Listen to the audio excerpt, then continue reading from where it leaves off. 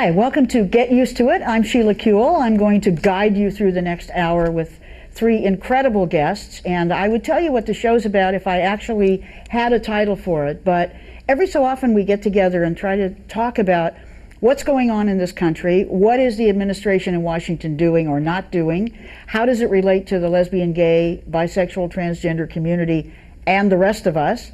What can we do about it? I have no idea what we're going to talk about today, but it's going to be really interesting because here are my three guests.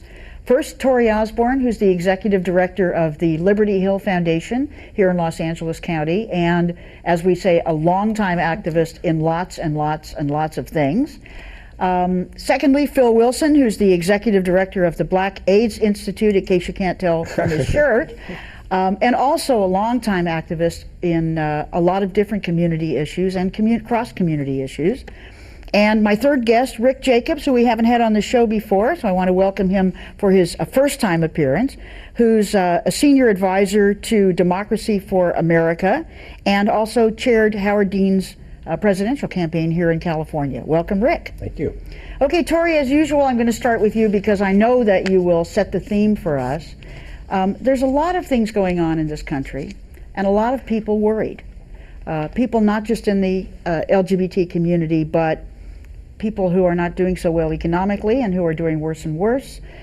They don't exactly know how to tie it to public policy issues or Washington or what people are doing. We are a wedge issue, but we're also part of that larger set of people who's scared economically. How do you see, first of all, how do you see the problem kind of setting up in America? Well, there's two things. One of the things that I've really kind of come to realize recently is, I kind of knew that there's been a right-wing takeover, as Gene Hardesty, who's one of the top-notch right-wing opposition researchers, says there's basically been a rolling coup in this country since 1980, and when Reagan became president, but it really started back in '64 when Goldwater lost, and the new right had developed a strategic plan for tying together the single issues, the anti-gun people and the anti-UN people and the anti-tax people, and forging a single movement. And that's the language that they used. They looked at the power of the civil rights movement and the movements of the 60s, and they said, we want to do that, but we want to have a conservative revolution. And they did it, and they beat their own timeline by getting Reagan in 4 years before their 20-year plan. And they really have rolled out, and what is now a juggernaut, but it's a juggernaut based on 40 years. Their first decision was to take over the Republican Party. Some of them were Democrats originally. There's some Young Americans for Freedom and Young Republicans, but some of them had been tied to the segregationists in the South, in the Democratic Party. So they made a decision to take over the Republican Party, and they made a decision to forge a movement out of several single issues that did not necessarily have anything in common. And this is what we're facing now, 40 years later. And George Bush has been their, dream come true because he's a born again. And their latest constituents, they took basically a constituency that never voted before. Christian conservative evangelicals didn't vote till the late 80s, till the moral majority, and then they were politicized. So it's really come together for them. Okay, but here was my revelation recently, and I don't know why it took me so long to kind of realize this. The movements of the 60s that are, the ones imprinted on the DNA of my soul that had changed my life, made my life what it is, the civil rights movement, the women's movement, then gay liberation out of that, the Chicano movement, disabilities rights movements, all the movements that have expanded power, access, really the vision for this country. For democracy and pluralism, and made it, and in our view, we see it as a long line from Tom Paine through anti-slavery, through suffragism. We see the higher self of America. America's kind of schizophrenic. You got your genocide, slavery, imperial, arrogance, and then you have this sort of beautiful hope kind of the mountaintops. Yeah, and it's an interesting country in that way. I think it struggles with it, and it changes really slowly, but it has been inevitable. It's been a step backward for every 2 steps forward. But there's a progressive tradition of the expanding of democracy and the empowerment. So here was my revelation: the movements that forged me in the '60s assumed one thing. We assumed, we stood on the ground of our parents' generation and the New Deal and essentially a set of economic safety nets and frankly the Great Society. Now we were kind of mad at the Democrats because they brought us the war in Vietnam, and some of us, you know, stayed mad for a long time, and it kept us out of electoral politics. Many social justice people sort of just said, screw electoral politics. So we went the other direction while the right wing took over the Republican Party. We may have voted Democrat, but many of us registered independent, or we went to the Greens, or we didn't vote. Look how many people don't vote in this country, starting with the 60s, not unrelated to this. Okay, but so here was my revelation. We stood on the shoulders of those that had come before in the labor movement, and then people who fashioned the New Deal, my father's generation who did the Marshall Plan, and had a certain vision of this country and of the place of this country in the world. And it assumed an expanding state sector, and it assumed that the government would be the primary delivery system for equality. That the government would take care of people left behind by a rapacious economic system that capitalism creates inequality. And so we assumed that you would always have a Social Security, always have Medicare and Medicaid, and that we expanded for racial justice and the feminist revolution and then gay rights grew out of that assumption. And the government as a delivery system for equality means not just, Head Start programs, anti-poverty programs, the Great Society, but if you start your little battered women's shelter, you got to bring it up to scale. You may get a few foundation grants, but to bring it up to scale, any kind of human services to help people out, or even kind of advocating for certain kinds of rights, the government helps. Well, the right wing, as soon as they took power, Ronald Reagan, the first thing he did, get rid of the CETA program, Jimmy Carter's program. 50% remember back then, 50% of the jobs at the Gay and Lesbian Center here in Los Angeles were CETA-funded jobs. And that was throughout communities all over. Black communities, there were women's centers, and including even the gay community. We literally had government funding that helped us build our communities. The delivery system for equality, for economic equality, but also for social equality, has been starved. Starve the beast is the primary strategy for creating inequality by the right wing in America. So our little movements flourished and grew in the gay community because it was a resource-rich community, built the sort of gay ghetto and left a bunch of lesbians and people of color behind, but we eventually found our way and fought our way in. And we forged this, and AIDS came along, and that's when we first came up against not just right-wing homophobia and sex phobia and their whole Puritan thing and their, but we realized that they were controlling the flow of funds and trying to diminish the flow of funds. Well, we got them to give us money for AIDS.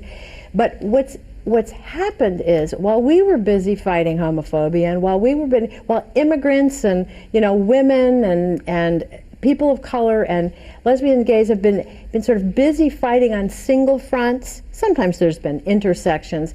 Meanwhile, the right wing has completely changed economic policy in this country. Radical reversal. Don't have enough time to go into it, but massive upward shift of money to individual wealthy people who've doubled their amount of wealth in the last 20 years.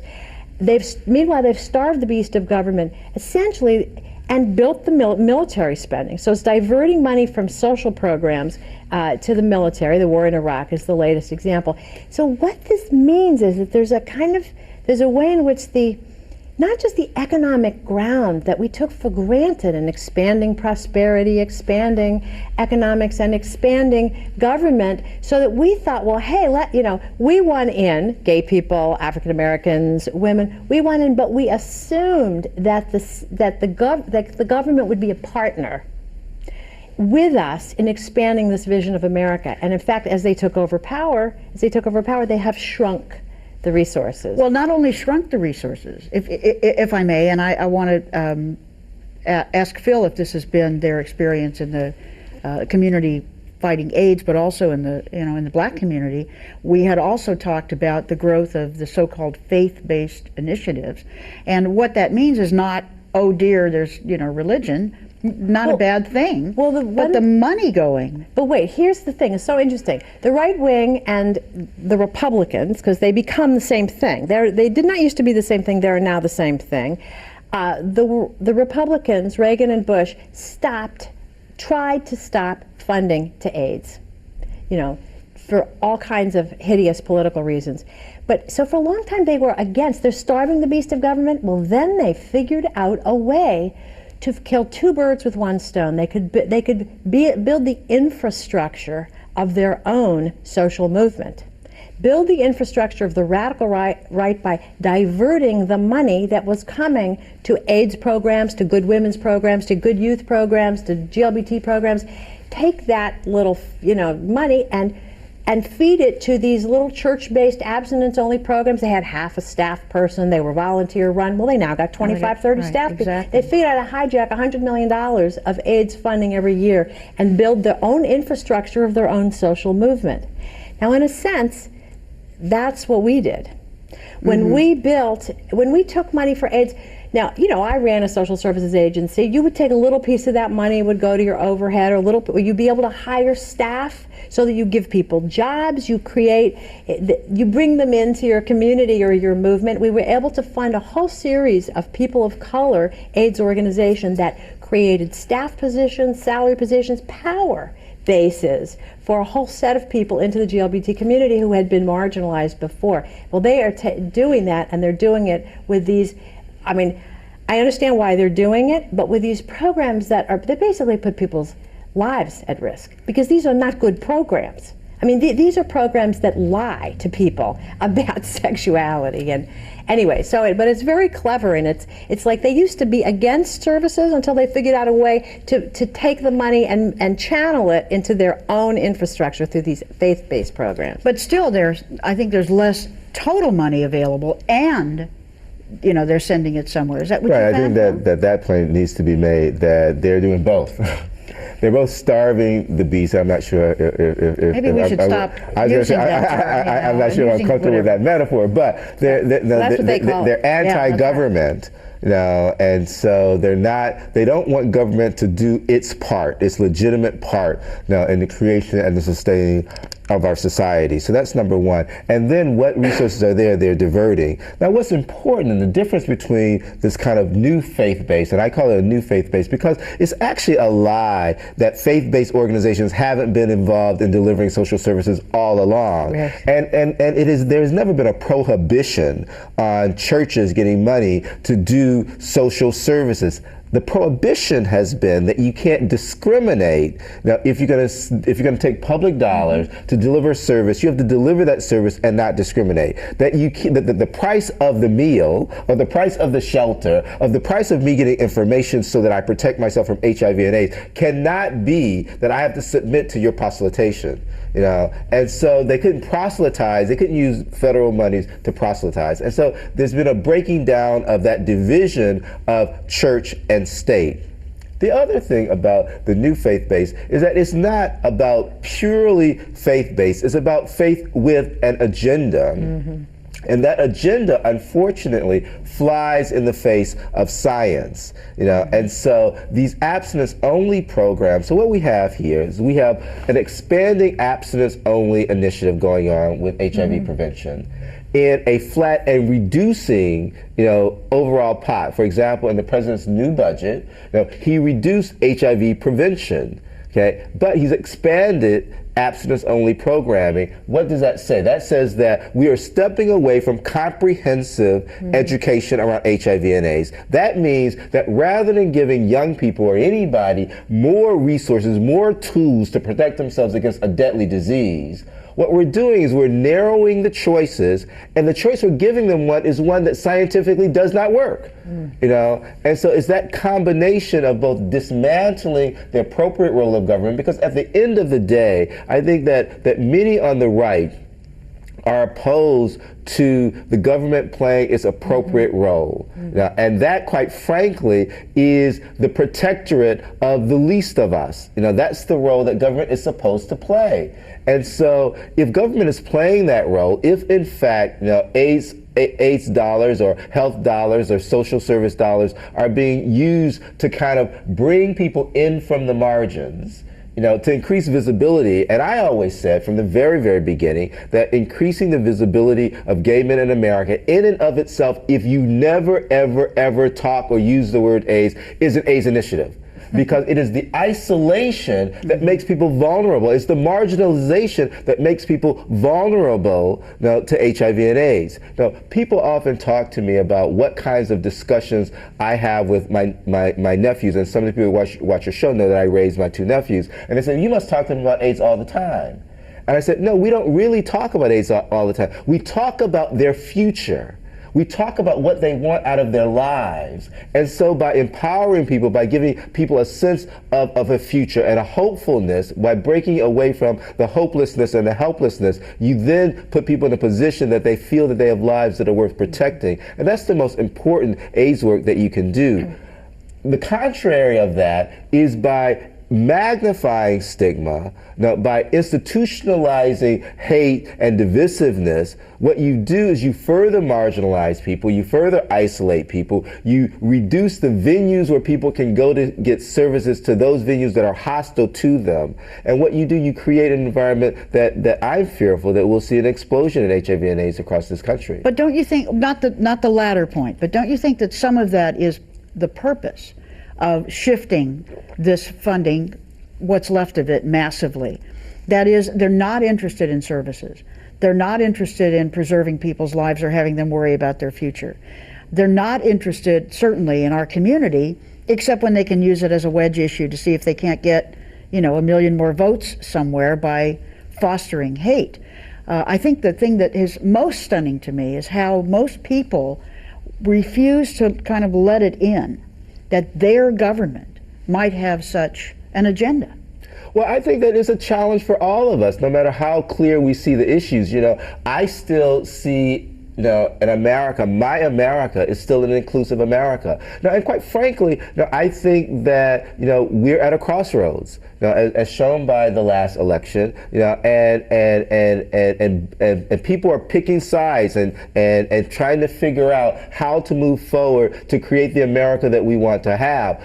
Unfortunately, I think that the right wing of this crossroads is clear about where they're going. I'm not so sure that the rest of us are clear about where we're going, and I think that is critical. And I think for the gay and lesbian, bisexual, transgender community, we're at a point where we need to decide where we're in that mix. And I think that we've not been so clear. I think a lot of what has been defining us has been an economic drive, in that if we are richer and better resourced and what have you, then that in some way will protect us, And as Pat Parker said, no, that won't protect you, And so I think that we need to have a clear understanding between the haves and the have-nots, where we really fall, particularly with the trajectory of where we're going with the current political movement. A lot of people have not recognized the fact that where there's this sort of attack on the poor,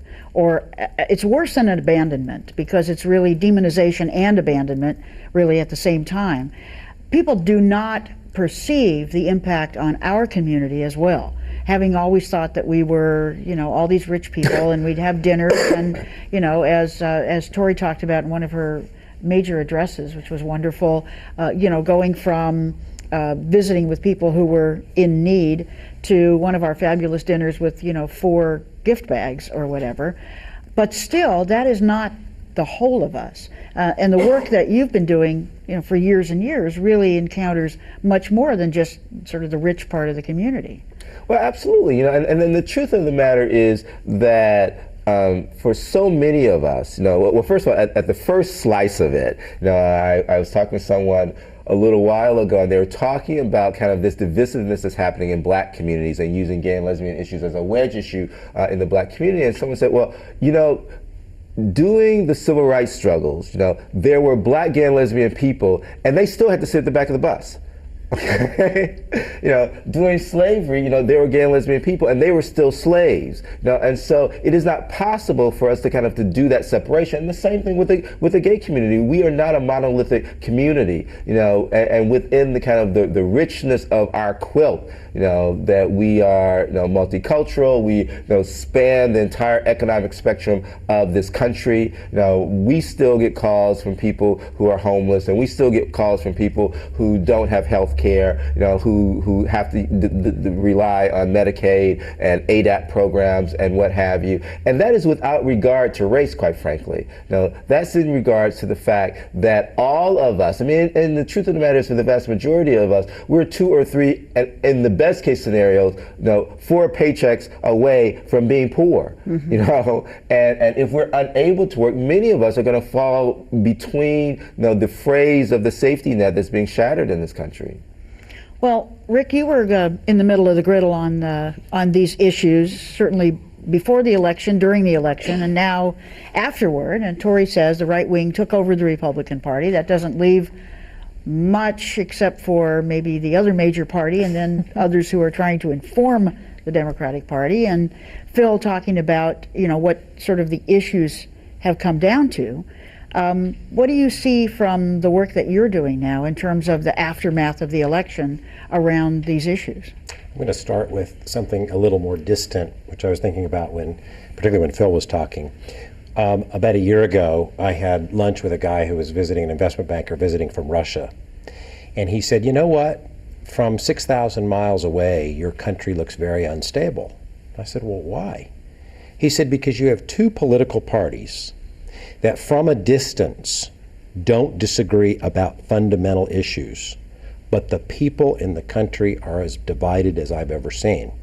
Now, this is a guy, we have to keep this in mind, to us this is big stuff and it's huge stuff, but this is a guy who lived through a Bolshevik revolution that was fighting the idea of capitalism, lived through a capitalist revolution that was fighting the idea of communism, and came out somewhere on the other side where there's a big mess. So he looks at America, which is supposed to be the most stable economy in the world, which arguably it is becoming not.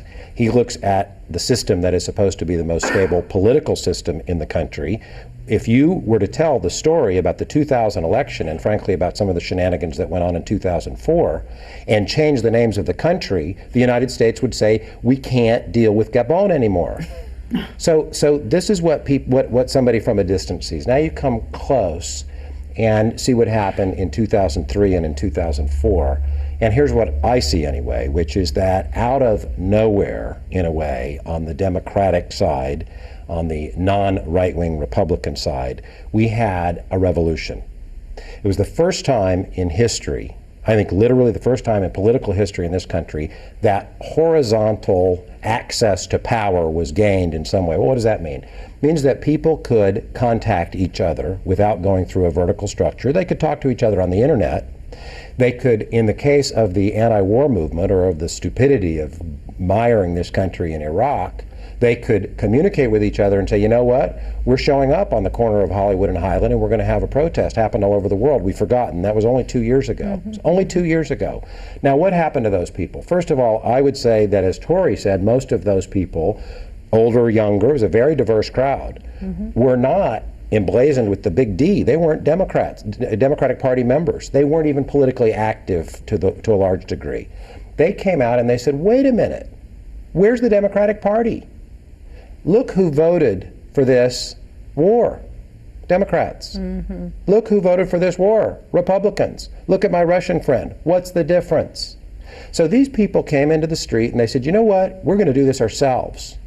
And for the first time in, well, maybe since the 60s, but in a funny way, for the first time ever, people had the ability to communicate literally instantaneously, take an action, and force an issue onto the stage that wasn't there. Let's face it, the Democratic Party establishment, as defined by the people who are in the Senate and the House, didn't want to talk about the war. They were afraid of it. Why? Because if we talk about the war, well, Bush has got 98,000% approval rating, but look what we've done. And this is what I hope is the lesson of 2003, 2004. Look what we've done. When the Democrats got scared and decided we had to talk about their tax cut, we already lost. We were on their page, now it's how much. When the Democrats got scared and decided we had to talk about their war, and it is their war, we got scared. It's their war. We're in it now. So every time we've seen our own party decide that it doesn't know where it wants to go or what it is, we've lost.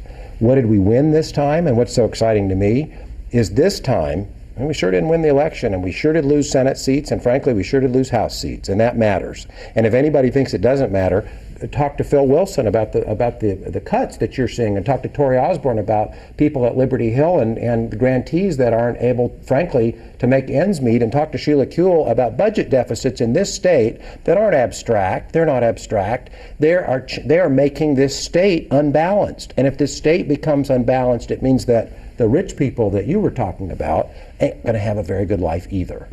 So here's what I loved about this cycle. People were able to stand up literally and say, we're not going to take it anymore. Now, the candidate that was enwrapped in that mantle, Howard Dean, ultimately didn't make it as the nominee, obviously. The guy who did make it as the nominee forgot why he got there. I mean, he just forgot.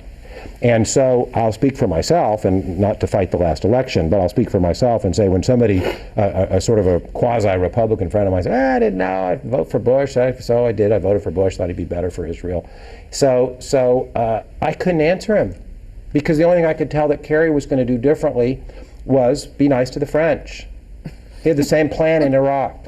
So I get excited about this in a couple of ways, because the energy that came out of 2003 and 2004 in this state, where a lot of that energy began, is still here. Now, what's our challenge? Our challenge is to say yes. Our challenge is to take an old political structure built in the 50s and probably blow it up, and be able to say to these people, you know what? Not just these people, by the way, it's people you deal with every day and you deal with every day, some of whom are internet enabled, some of whom aren't, all of whom have lives to live, who want to participate. And the challenge that we have, I think, this time is, as I say, to say yes, let them in. Last point, everybody thinks of the coasts as blue, as Democrat. Well, it's particularly true in California, as you know. The coastline in California is very blue. It's Democrat. Most of the state, if you look at a map of this state is bright red. The 20 fastest growing counties in this state, the 20 of the Republican counties in this state, what do we have, 58 counties? Right. The 20 fastest growing counties in this state are in the red zone of the state.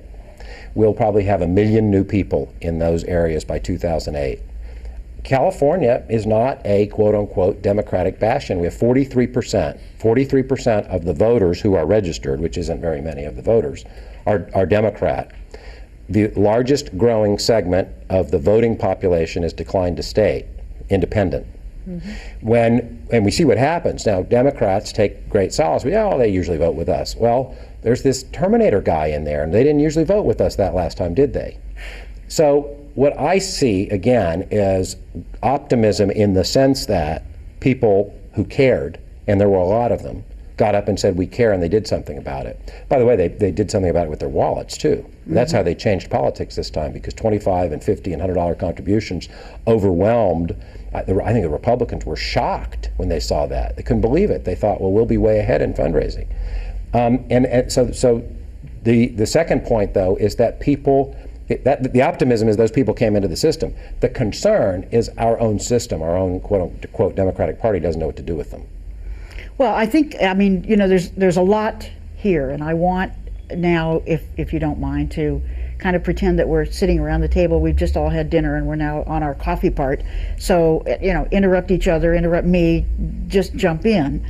Don't want to just talk about Democrats and Republicans, although we've all sort of touched on the fact.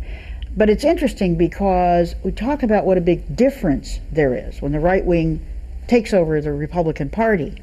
The perception, however, that there's no difference seemed also to me to be a problem, because if there's no difference, then, why should people care, and what would they do in order to counter this takeover? Clinton was widely criticized by us when he took office. He was not doing what he said he would do for our community, but I don't know whether there's a whole lot of gay people who wouldn't say, gee, it would be nice to have him back. I mean, I'm not saying we were wrong. I'm saying that it does make a difference, not only who's elected, but who is sort of driving public policy, and it makes a difference from the ground up as well. So the question is, we are in contact with a lot of people. We're in contact with a lot of people here. What are the actions that people can take? And I'm not saying you have all the answers or all the solutions, but I know that all three of you are optimistic, or you wouldn't still be doing this work. And I am too, same thing. What are some ideas that you have about where we go now in order to make America look more like we believed that it was and want it to be? Anybody? I know you have some ideas. Well, I'm a social movement person. It's who I am. It's only one lens for the world, but I happen to believe that until there is a new vision for this country and for its place in the world that can compete with the vision that the right has for this country and its place in the world.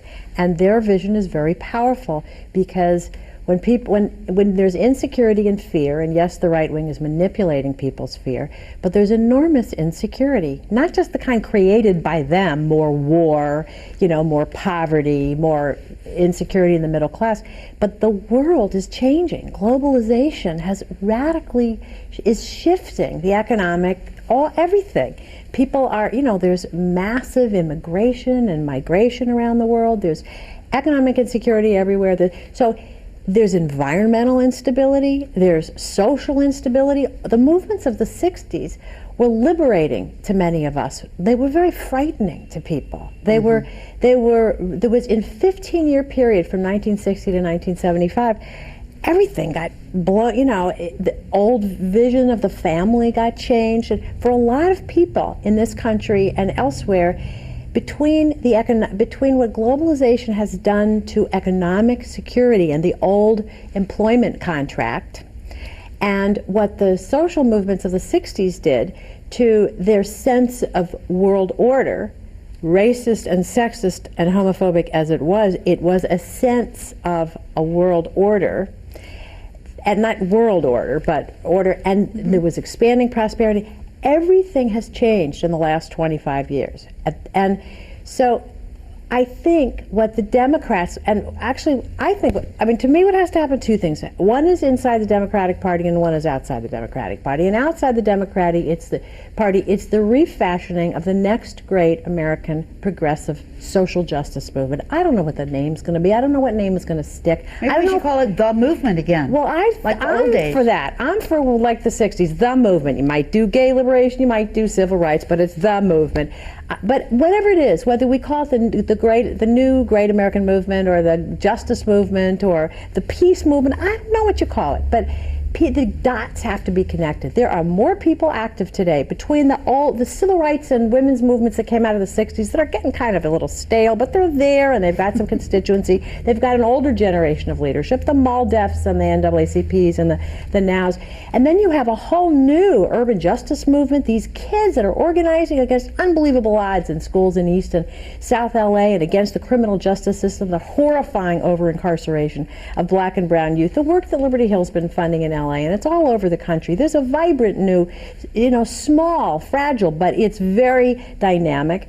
You have a set of people, my generation, the baby boomers. Some of them are in elected office, some of them are executive directors, some of them are successful investment bankers, and some of them are high school teachers. They still remember what it felt like when there was a spirit, a fire, and electricity of that this country might be able to, change and get better, and we might be able to fight poverty. Nobody who was there forgets it, and there's a little place in their heart where they want to pull on that again.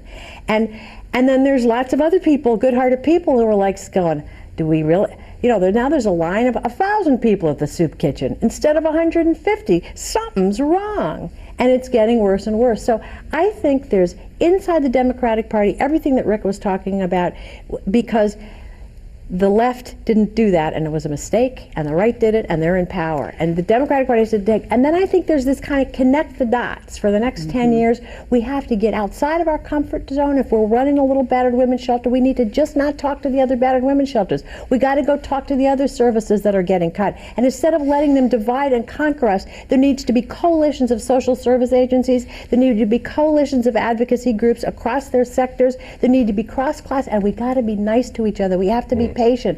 Cornel West talks about it, says, we've got to be patient with people. They may not have the right words. They wait, like this guy says to me the other day, well, is Lydia your wife? Like he didn't know what language to use, but at least he was sort of comfortable with the fact we were married, which shows that there was some progress. But anyway, so that's my piece of it, a great new American justice movement and working inside the Democratic Party. I think that we need to decide that America is worth it and that we're worth it. And one of the things that Torie said that I think is really important, and the reason why the right wing has gotten to where they are, is that they did decide that the America that they wanted to have was worth it, and that they were going to take the time and do the work to make it happen. And where we've been is that we've been caught up in the election of the day. Now, rather than doing the hard work and acknowledging that it may take 20 or 30 or 40 years, which means that we have to stay focused and not get distracted with any one election, and particularly when you look at the right-wing strategies, beginning with school boards and community councils and city elections and county elections and state elections, now, and even, in the way that they're infiltrating the black community, that a number of the next generation of conservative stars are going to be black. Because the lieutenant governors that can move into governor seats, around this country, in many cases, the 2 or 3 that there are black Republicans, and so kind of making that kind of investment, and even the way you invest in the movement. The right wing invests actually in a movement. The progressives invest in a program. Exactly.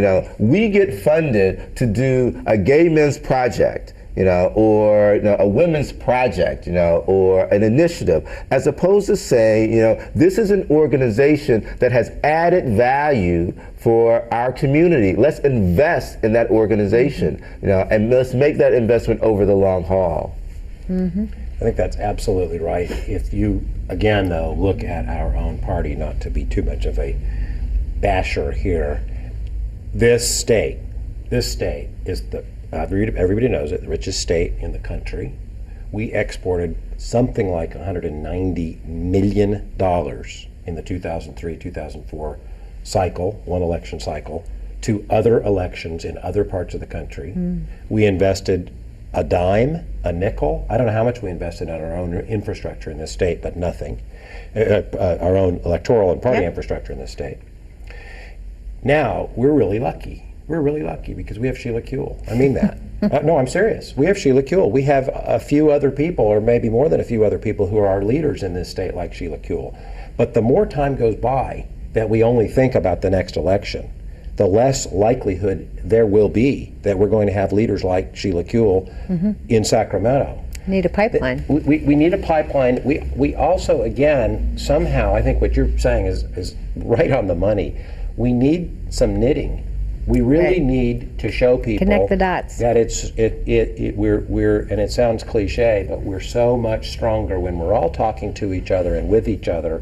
There are a lot of people, I'm sure, in your respective need a vision. worlds. Well, but there are also a lot of people in your respective worlds, I think, who probably aren't that interested in politics. You say politics to somebody, and most people say, pass corruption. the crackers, or whatever. Well, not just boring, but bad. Right, exactly, with some reason. One of the things we have to do, and I think we can, one of the things we have to do is teach people that it matters, that public policy, that not just ideas, and not just programs, but ideas matter. We have to provide the ideas, which means we have to put some money into it, and then we can have the right to say the Democratic Party is a home for But those it's ideas. also interesting to me the way the right wing has managed to change the structure of public policy and politics, not just the themes, but for instance, term limits. where you must be interested in very fast results. Very fast results are not what you're talking about. Very fast results are the next program or the next election. Nobody is around very long to say, in 6 years somebody's going to be in my seat, and then 6 years after that in that same seat. Who can we find and who can we build through a movement, not just individuals, but the way, that was one of the aspects of looking at it. You talk about redistricting, they only want to redistrict in the states that are dominated by Democrats.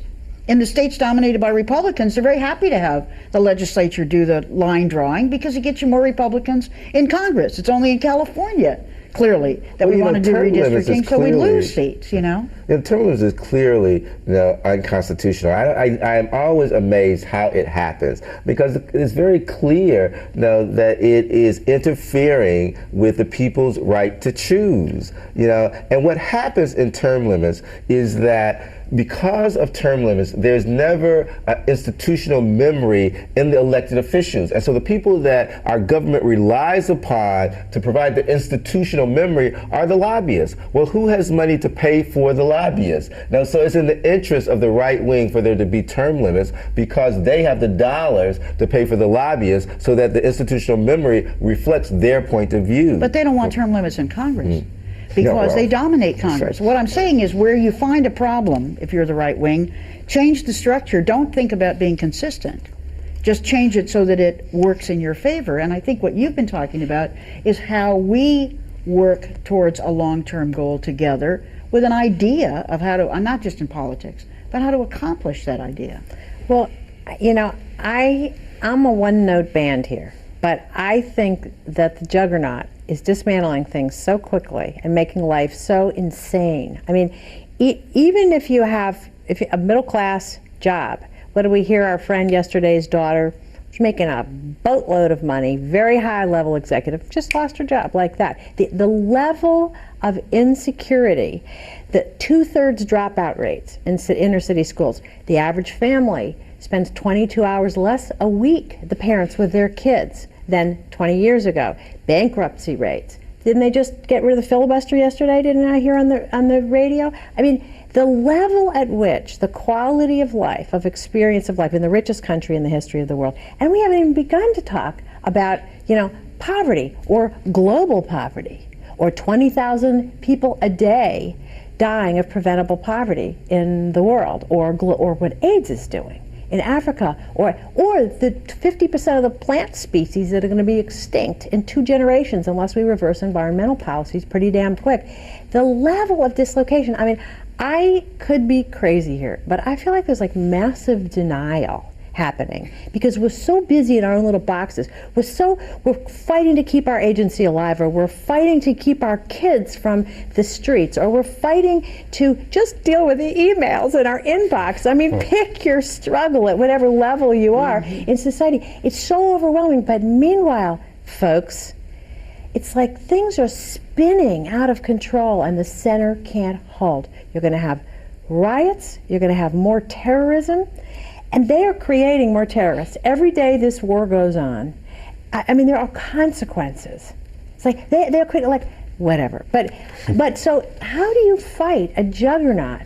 Well, the only way I know of is another Gandhian movement, or another. It's where something happens, and I don't know what the external trigger is, because there's usually an external trigger, and people just like snap into another consciousness, or just go, I will not keep doing this business as usual. Something has to change. Well, but you've been talking about our movement and how we're But the kind of GLBT different. movement? The GLBT movement, that piece of the larger movement. Well, I think the GLBT movement is hitting a wall. That night when I came from taking a tour of Watts and talking to former prisoners who are getting their lives together and are organizing a van tour of Liberty Hill donors, and then I went to a big old gay dinner that night, and there were 4 gift bags, and the obscene amount of money that the value was more than any of those guys had, to his name, that was talking to us earlier. I was not the only one who kind of went, this is over the top.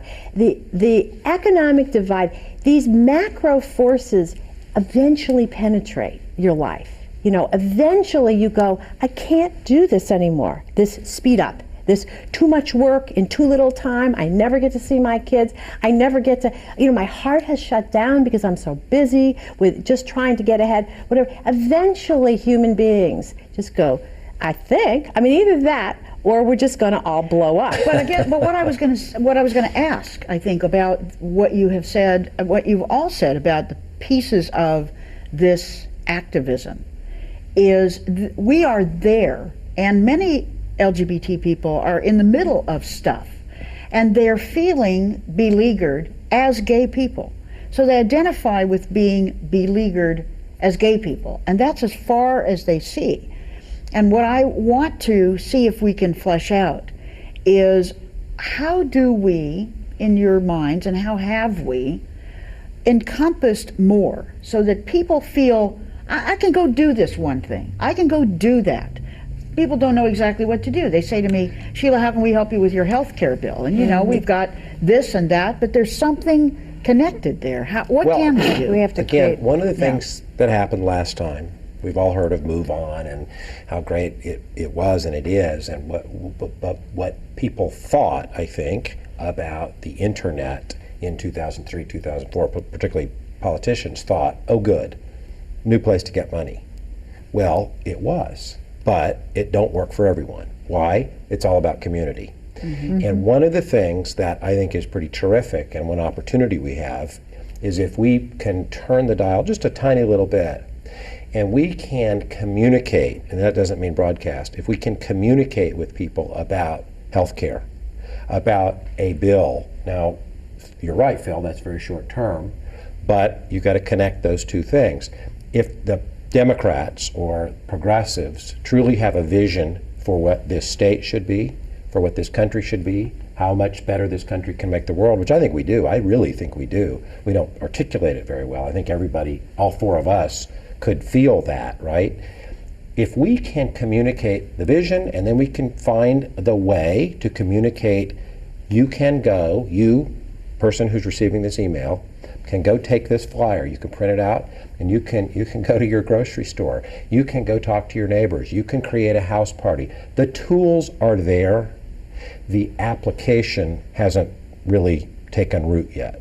So I think, to me, one big area, and I don't mean to sound like an internet nut, I mean, I barely know how to turn my computer on, but there's a big infrastructure there that we just have to be willing to use properly, and it isn't all about asking for money all the time. I think we have to create new social spaces. That's the only word I know. Sort of like the World Social Forums are. New spaces for convening across sector, across whatever, that out of which will come an energy and there's an electricity to a social movement. We've seen it in little bits. There was a little bit around the living wage movement, the janitors' strike. There was during the AIDS epidemic. We created an alternative place where we took care of each other. It's part community, it's part public policy pressure group, but you got to have an infrastructure. If those black and white women had not been meeting in the church basement in Montgomery, Alabama, and had the mimeograph machine and the phone list, there would have been no infrastructure after Rosa Parks said no to racism with her body, and the NAACP decided this is the one that we fight. There had to be an infrastructure. We have infrastructure, we have groundwork, we have nonprofit organizations, we have progressive church groups, but we have to create the next level, which is social spaces across our little boxes. And I happen to believe, as my mentor said to me, sort of social movements, the energy, the synergy, something bigger than our individual issue, happens when an external thing, there's like a spark, there's something that happens, but you have to be ready for it. Mm-hmm. And you have, like John D'Amelio's leaping and creeping, you have to, how well you creep determines how high you leap. You have to build your base camp for the next soaring ascent up the mountain. And we have to think of ourselves as building the base camp for the next moment in history, when we will be linked together, when it will happen that people walk out and into the streets or whatever, or they say, okay, the meetups are happening tomorrow. But we have to have the courage also to stand for something. Now, my concern is that on two critical issues, the Democrats did not have a position of integrity. The war was wrong, end of discussion. Right. Now, it was wrong. okay, that gay marriage, civil gay marriages are right because our Constitution says there should not be two classes of citizens, and because the separation of church and state protects both the church and the state. Short and simple, doesn't matter what the polls say. Then you can have a discourse on the issues.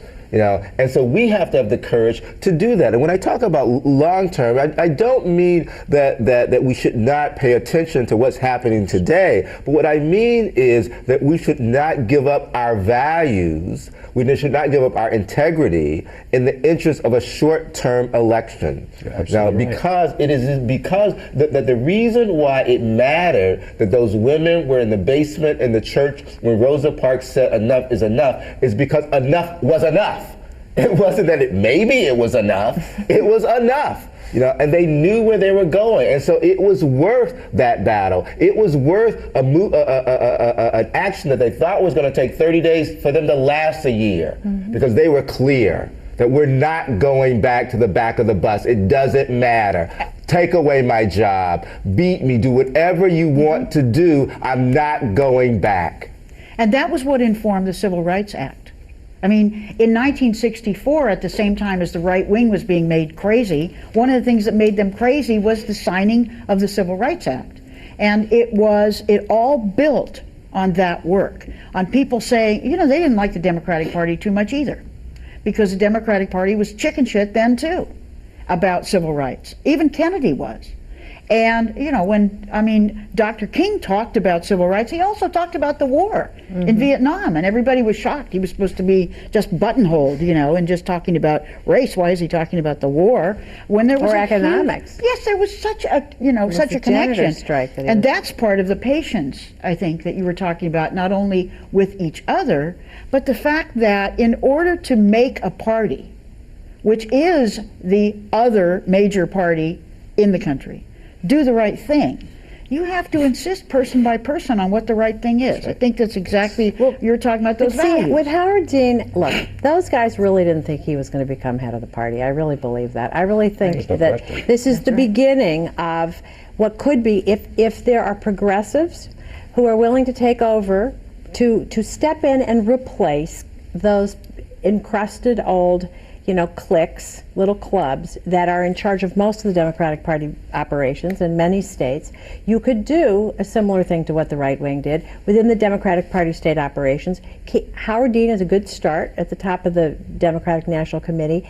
And, I don't know when that moment is going to be that people are going to say enough is enough and the boycott is going to happen, that spreads across, or who are going to be the people that sit in those lunch counters, because there were a lot of different incidents of people who sat in lots of lunch counters and made front page headlines, but the fire didn't take off. There were 3 years of organizing SDS chapters before there were 400. It's like a 100th monkey thing, and there's a little bit of magic to it. I don't know what the moment is when people just say enough is enough. Well, it's interesting what's happening with Schwarzenegger.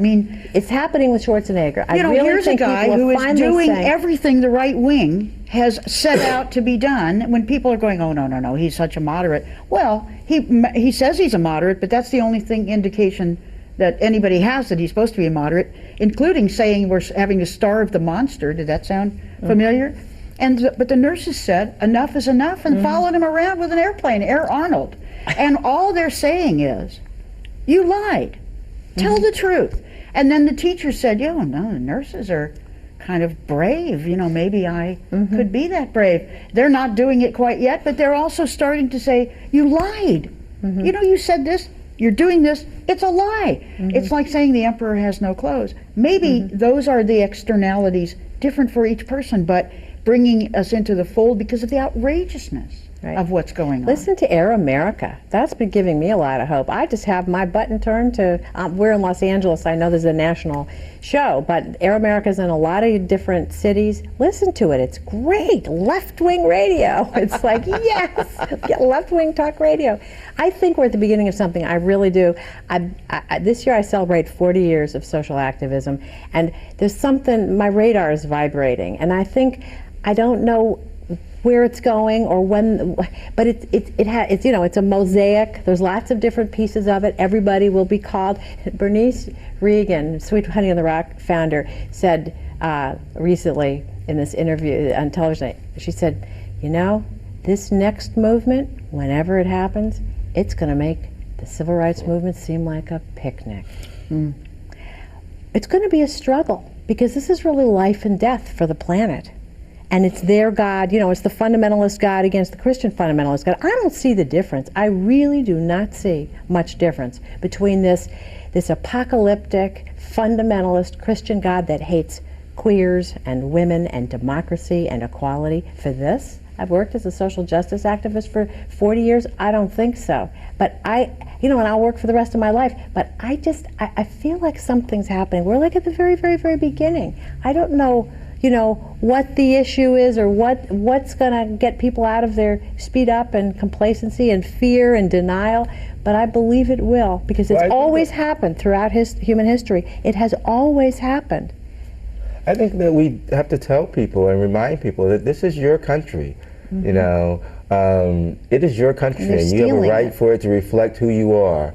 And as we keep humming away at that, and as people keep seeing that their actions that are taken in their name that they don't believe in, eventually more and more and more people will stand up. I think that the spontaneous anti-war movement was about that. It's about people saying, hey, now this is not the America I want. Now, and because I love this country, I believe in this country, I'm a part of this country, now I'm going to stand up. And I think that we need to continue to tell people that. Isn't the democratic, big D democratic message that this country is great because of the diversity that is the country? Now, again, it sounds trite, but that's what's so wonderful about the country. That's why we've thrived for all these years. Well, that's why we're not giving up. I mean, I don't see any of you giving up. I've never seen such, I called it profound, grounded optimism after your remarks last night. And I really think it is grounded. When you say optimism, people say it sounds unrealistic. But remember, the faith-based community, which is what they call themselves in Washington, calls us the reality-based community like it's a bad thing. Well, I think it's a good thing. And I'm really glad that you were here on the show. We've just gone through a whole hour, and it seems like 10 minutes as always. So thank you, Torie. Thank you, Phill. Thank you, Rick. Thank you for being with us. This is America. This is America. Get used to it.